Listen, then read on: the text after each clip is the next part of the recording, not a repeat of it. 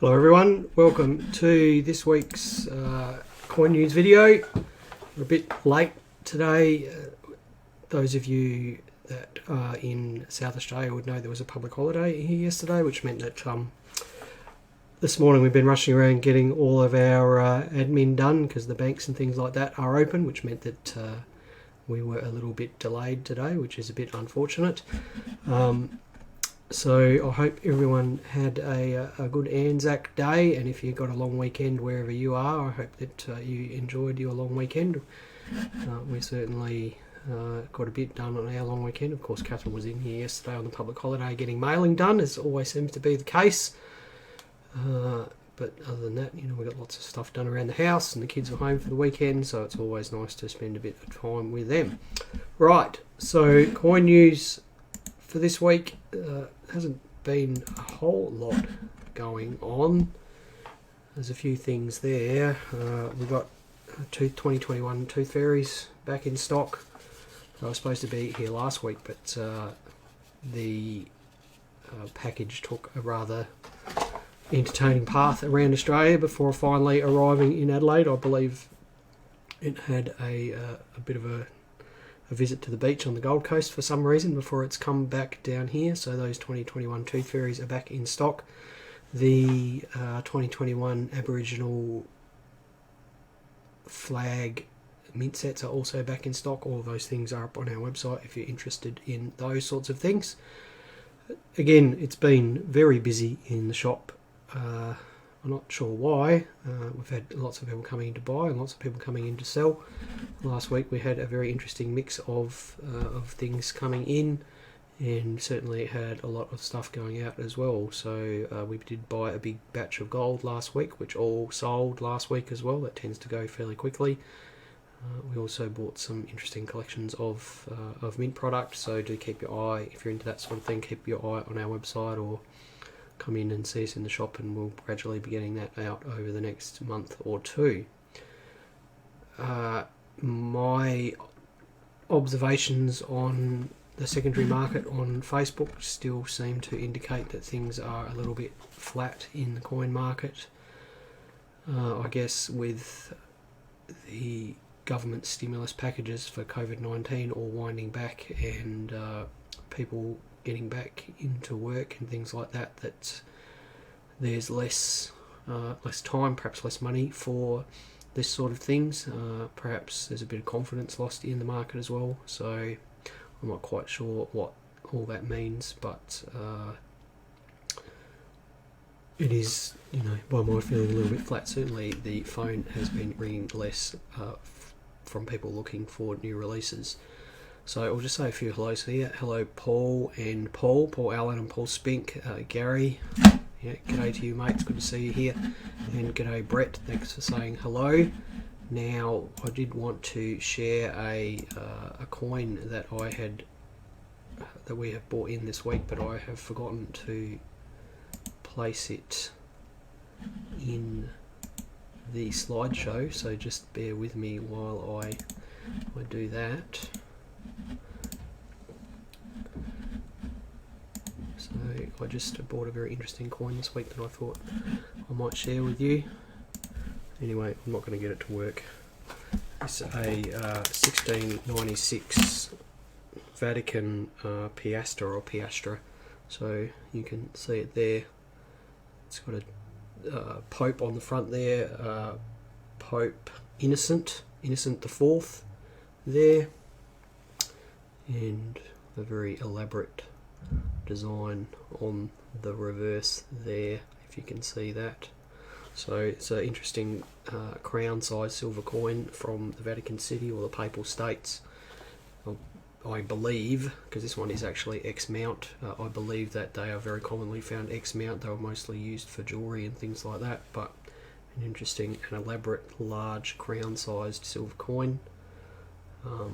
We'll actually have a go at putting it up here so you can see it a bit better.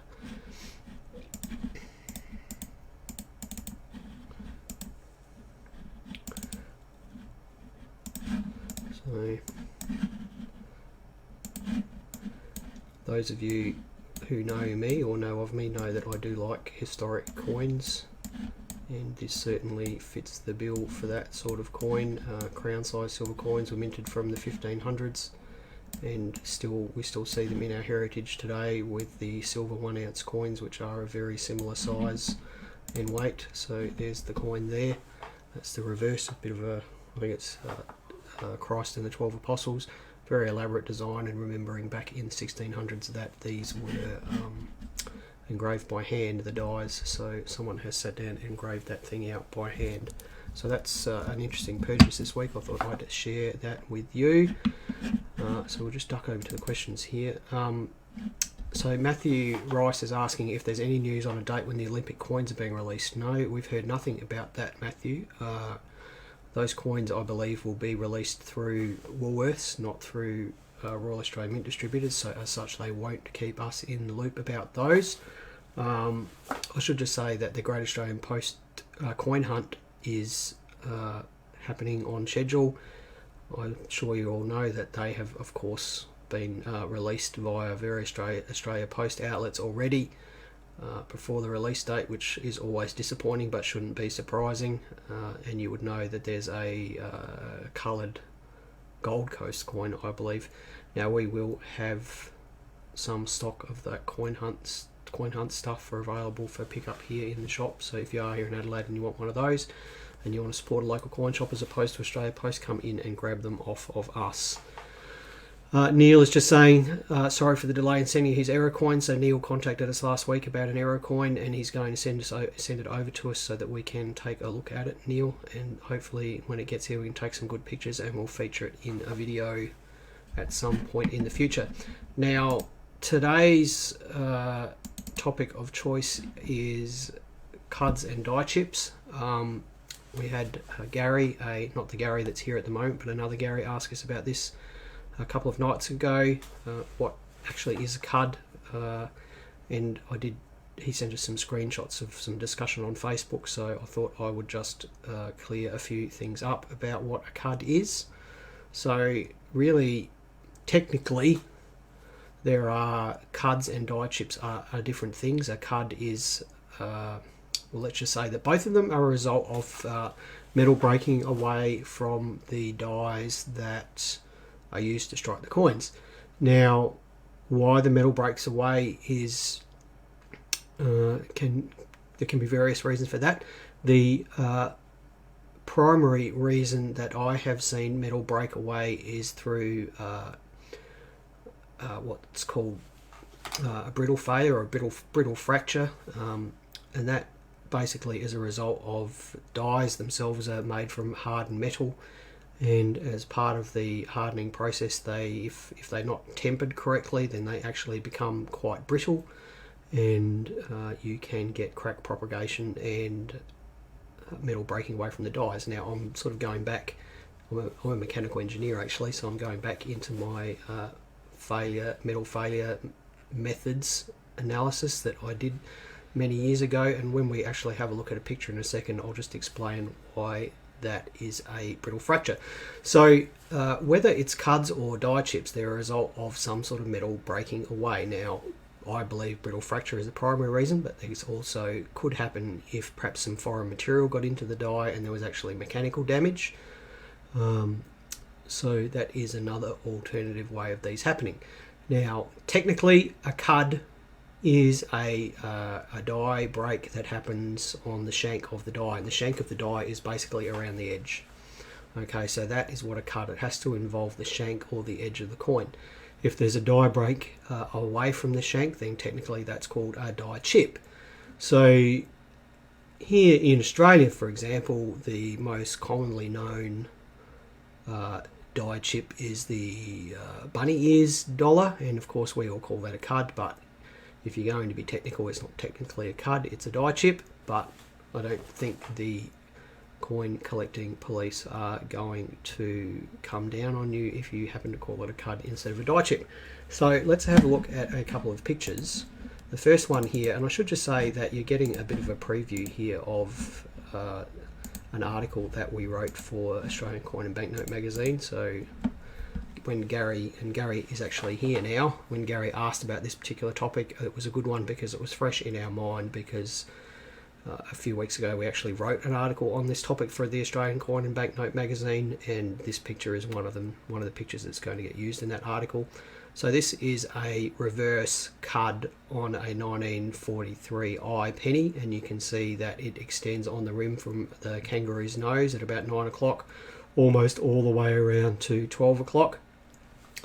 And if you look closely, you'll actually see that the surface of the CUD is very smooth.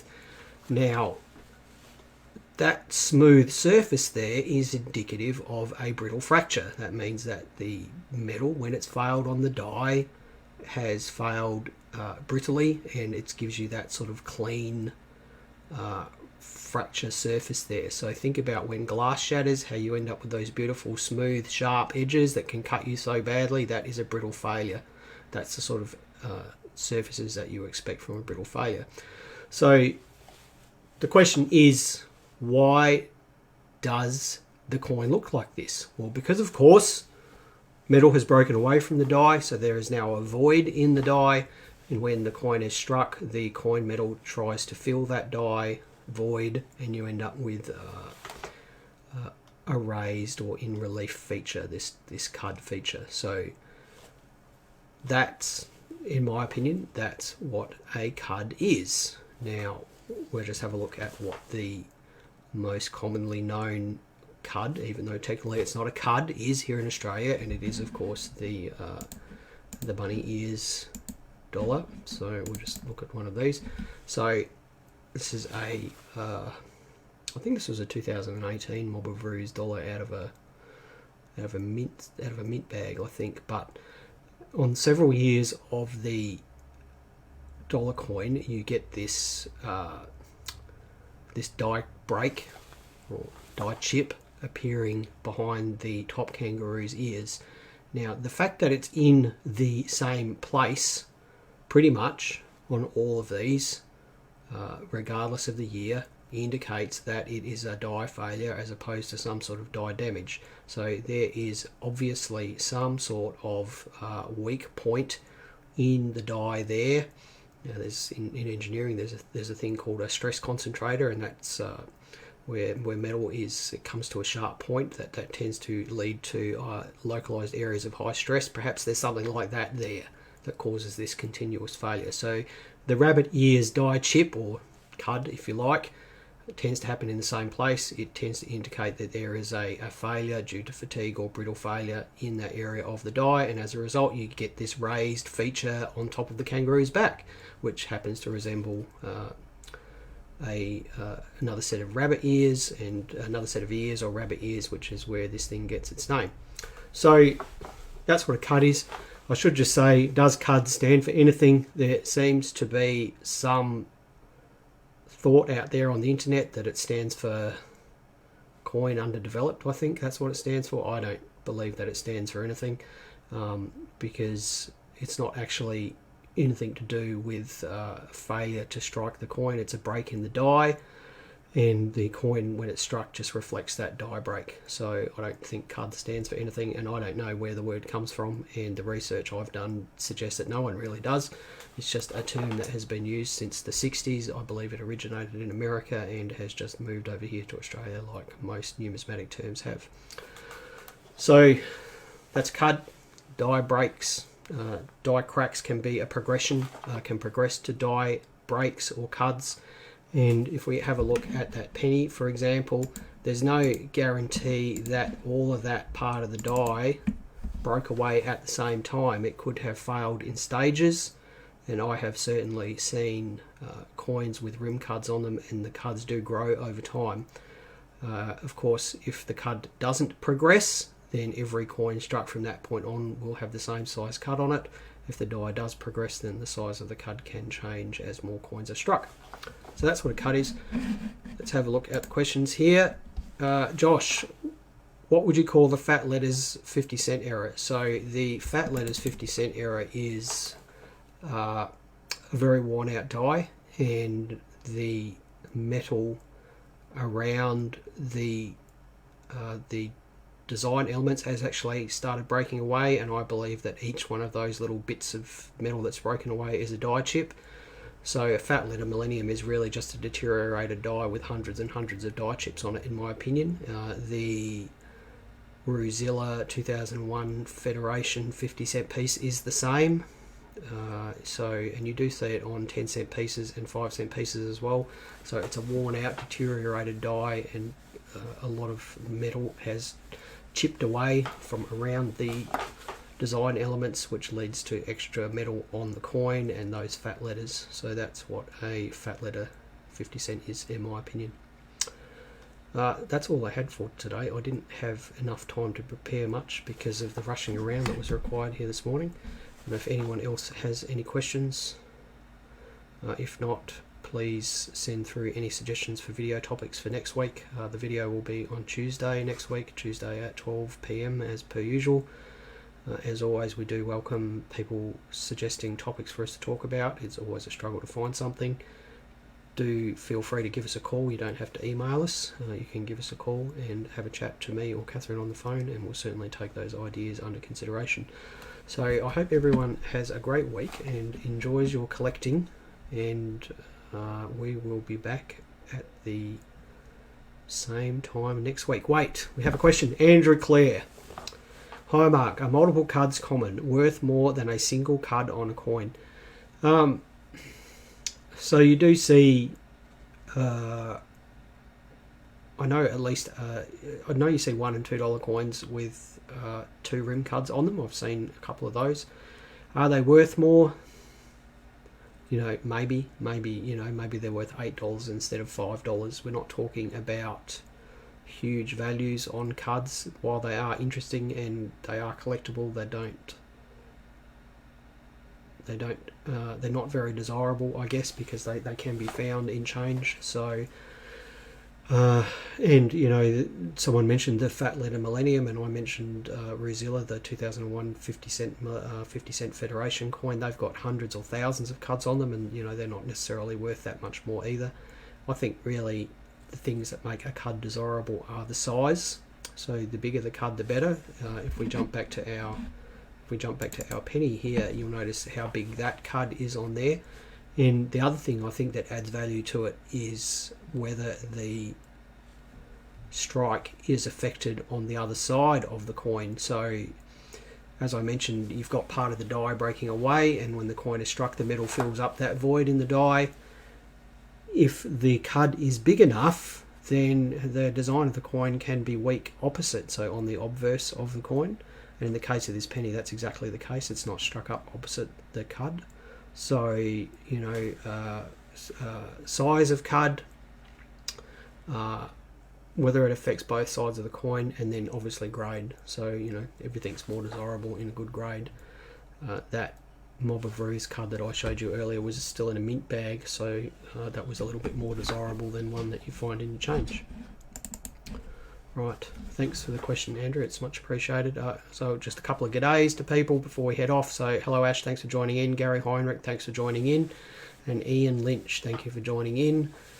I'd like to thank you all for watching today. Apologies for the increasingly random times that these videos are happening, but unfortunately we do need to get out and do things during the day, so sometimes it doesn't work out as nicely as we'd like.